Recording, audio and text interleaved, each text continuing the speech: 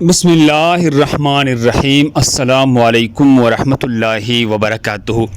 ناظرین گرامی، مدد، ہدایت، تقوی اور دیگر بلائیاں پانے کی بہترین دعا۔ رب اعنی ولا تعن علی، اے میرے رب میری مدد کر۔ وانصرنی ولا تنصر علی، میرے خلاف کسی کی مدد نہ کر اے اللہ۔ وامکر لی ولا تمکر علی، اور میرے لیے تدبیر فرما۔ واہدنی ویسر الہدی لی، میرے خلاف کسی کے لیے تدبیر نہ فرما، اور اے اللہ تو مجھے ہدایت بخش اور ہدایت کو میرے لیے آسان فرما۔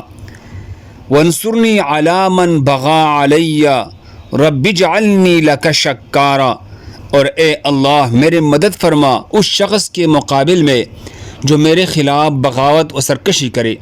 اے میرے رب تو مجھے اپنا بہت زیادہ شکر گزار بندہ بنا لے۔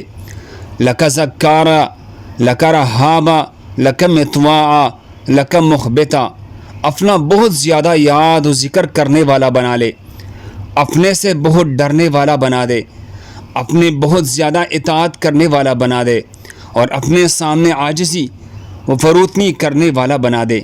الیک اواہا منیبا رب تقبل توبتی واغسل حوبتی، اور اپنے سے درد و اندوہ بیان کرنے اور اپنے طرف رجوع کرنے والا بنا دے۔